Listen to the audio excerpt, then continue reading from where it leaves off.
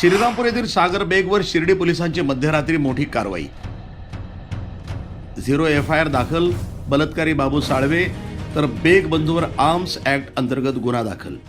गुन्हेगारी जगतामध्ये स्वतःची दहशत निर्माण करू पाहणाऱ्या बेग बंधूंच्या मनसुब्यावर शिर्डी पोलिसांनी पाणी फिरलंय। मध्यरात्री 22 जुलै रोजी शिर्डी पोलीस ठाण्यामध्ये सागर बेग, सोनू बेग आणि मुख्य नराधम बाबू साळवे यांच्यावर 0 FIR या अंतर्गत अत्यंत गंभीर स्वरूपाचा गुन्हा दाखल करण्यात आलाय। बाबू साळवेवर बलात्काराचा तर सागर बेग आणि सोनू बेग यांच्यावर आर्म्स ऍक्टसह शस्त्र कायदा, जीवे मारण्याची धमकी दिल्याचा गुन्हा नोंदवला गेल्यानं संपूर्ण जिल्ह्यामध्ये एकच खळबळ उडाली आहे।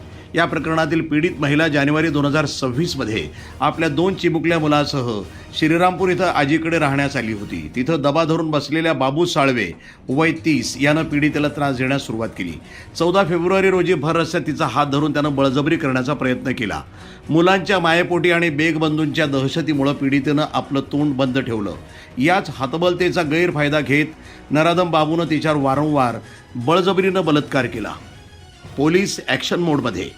श्रीरामपूरकडे तपास वर्ग होणार। अन्यायाची परिसीमा गाठल्यानंतर या पीडित माऊलीनं अखेर शिर्डी पोलीस ठाण्याचे उंबरठे झिजवले। शिर्डी पोलिसांनी प्रकरणाचे गांभीर्य आणि संशयिताची गुन्हेगारी पार्श्वभूमी पाहून मध्यरात्रीच 0 FIR फाडला।